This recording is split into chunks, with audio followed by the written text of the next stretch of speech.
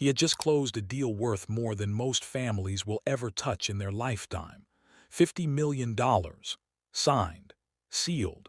Another victory for Alexander Voss, the man who built an empire from nothing. But none of that mattered the moment his eyes landed on her. There she was, Evelyn Hart, the woman who had quietly cared for his dying mother for 8 long years without ever once complaining.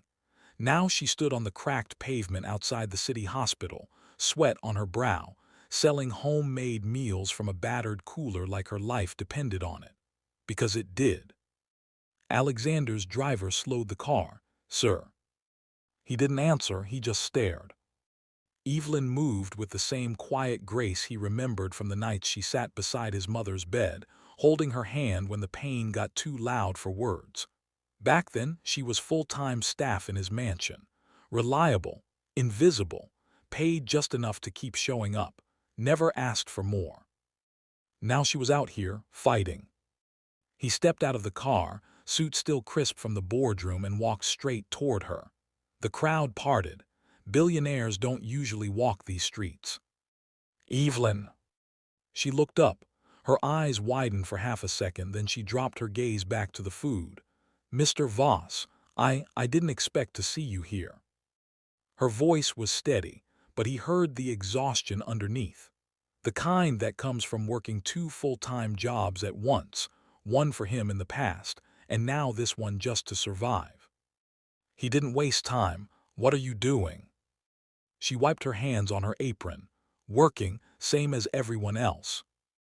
He already knew the truth. His team had pulled her file the second he recognized her. 8 years of flawless service. 0 complaints. 0 requests for raises even when his mother's care became round the clock. And now, her 12-year-old son, Noah, was fighting a rapidly worsening spinal condition. The doctors had given them a 2-week window for the deposit on life-changing surgery. After that, the damage would be permanent. She was also caring for her own aging mother at home, the woman who had raised her alone. 2 generations depending on one pair of hands that never stopped moving. Alexander felt something crack inside him. This wasn't just a caregiver. This was the woman who had held his mother's world together while he was busy conquering his. The woman his late mother had written about in her final journal. "Evelyn never asks for anything. That's what worries me most." He cut straight to it. "How much do you need for Noah's surgery?" Evelyn looked him dead in the eye. No tears, no begging. "I'm not here for charity, Mr. Voss. I'm here because I'm his mother. That's what being his mother is." She pointed to the small line forming behind her. "These meals, they're selling slowly, but they're selling. I'll get there." He respected that fire, but he also saw the clock ticking. The deposit deadline had just been moved up 48 hours now, not 2 weeks. One hospital administrator had called it administrative urgency. Translation: they were running out of time. Alexander made the first move that changed everything. He didn't hand her a check. He didn't offer pity. He walked into the hospital administrator's office and in less than 10 minutes secured permission for Evelyn to sell her food inside the main lobby during peak visiting hours. Prime real estate. Thousands of people passing every day. No more pavement. No more sun beating down on her cooler. When he told her, she shook her head. "I don't need favors." "It's not a favor," he replied. "It's fixing something that was broken. You gave my mother 8 years of dignity. The least the world can do is give you one." She still hesitated, pride like steel. But the next morning she was there. Inside, tables set up, jollof rice, fried plantain, fresh stew, the same recipes she used to cook for his mother when nothing else would stay down. The smell hit the lobby like comfort itself. By lunch, the line was 20 people deep. Nurses, doctors, families waiting for news. Word spread fast.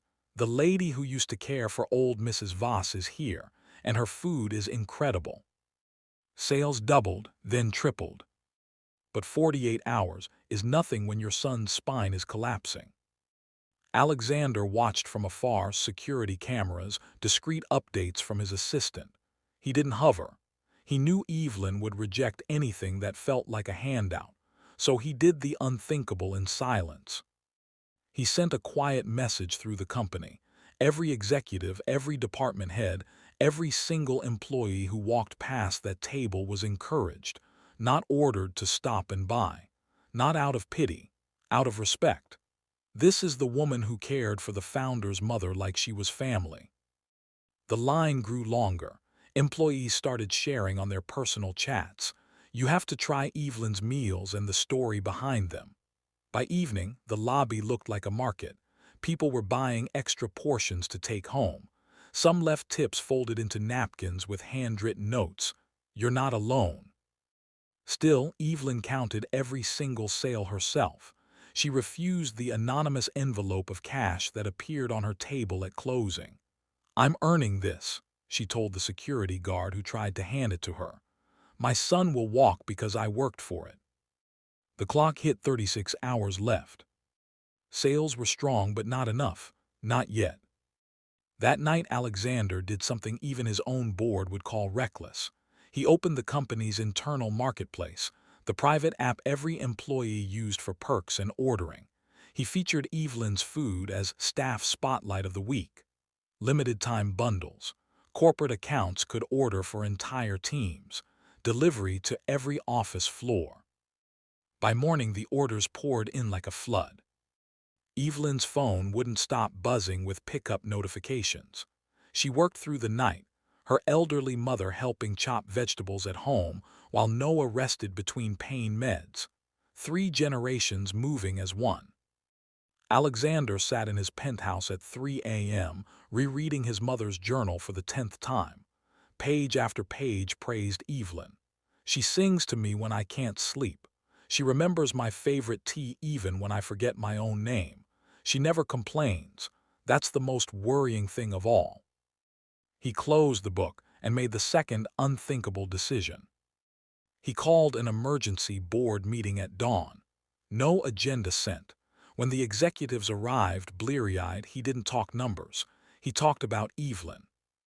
8 years she gave my mother everything we couldn't, and we paid her the minimum our lawyers would allow. While I closed billion-dollar deals, she was raising her son and caring for her mother on wages that barely covered rent. That ends today. He announced a complete overhaul. Every contracted caregiver, every support staff member across all divisions would receive an immediate 40% raise, full medical benefits for their immediate family, and flexible hours, no exceptions, cost to the company millions. He didn't flinch. The board stared. One dared to ask, is this because of that woman selling food? Alexander looked him straight in the eye. This is because I finally opened my eyes. Back at the hospital, the final 24 hours became legendary. The line stretched down the hallway. People were buying not just food but hope. Evelyn moved like a woman possessed, smiling, thanking every customer, never once showing the fear that gripped her chest. With 6 hours left, she was still short. Then something shifted. A group of young nurses who had watched her all week started a quiet collection. Doctors joined. Even patients' families chipped in. Not charity, they framed it as paying it forward for the woman who showed us what real strength looks like. At 11:47 p.m., with 13 minutes on the clock, Evelyn counted the last bundle of cash. Exact amount needed, not a dollar more, not a dollar less. She closed her eyes, hands shaking, and whispered, "We did it, Noah. Mama did it." The next morning, she walked into the hospital finance office and paid the deposit in full. Noah's surgery was scheduled for the following week. Doctors said the timing was perfect. They had caught the curve just before it became irreversible. Evelyn went home that night and cooked for her own mother. Real dinner at a real table. No cooler. No pavement. For the first time in years, she sat down without calculating every penny. Alexander didn't show up with cameras or flowers. He simply sent one text. "You never asked for anything. My mother was right to worry about that. Thank you for teaching me what dignity looks like." He also visited his own son that same weekend. The boy he had missed too many games for, too many birthdays for. The circle was closing. But the story didn't end there. Within a month, Evelyn's little food business had a permanent stall in the hospital atrium, fully licensed, rent-free for the first year, paid for by Voss Enterprises as a new employee wellness initiative. She hired two other single mothers who were struggling the same way she once did. And Alexander, he started showing up unannounced, not as the billionaire, just as a man learning how to see the people the world ignores. He changed the company motto from profit first to people first, profit follows. Stock price actually rose. Employees stayed longer. Productivity soared. Because when people feel seen, they give everything. Evelyn still works hard. She still refuses handouts. But now she sleeps at night knowing her son will walk without pain. Her mother gets proper care. And somewhere in the city, another single mother hears the story and thinks, if she could do it, maybe I can too. That's the power of one decision. Not the money, not the deal. The moment Alexander Voss chose to see the woman the world had learned to overlook. If you've ever been the one holding everything together while the world looked the other way. If you've ever fought for your child when no one else would. If you've ever wondered whether anyone notices the quiet sacrifices. Type still standing in the comments. Because Evelyn Hart stood. And because of one man who finally decided to stand with her, everything changed. This wasn't just a story about food on the sidewalk. It was a story about what happens when success finally remembers its humanity. Hit like if this restored your faith in people. Share it with someone who needs to know they're not invisible. And remember, the next time you see someone fighting quietly on the edge, maybe stop. Maybe really see them. You never know whose world you might save.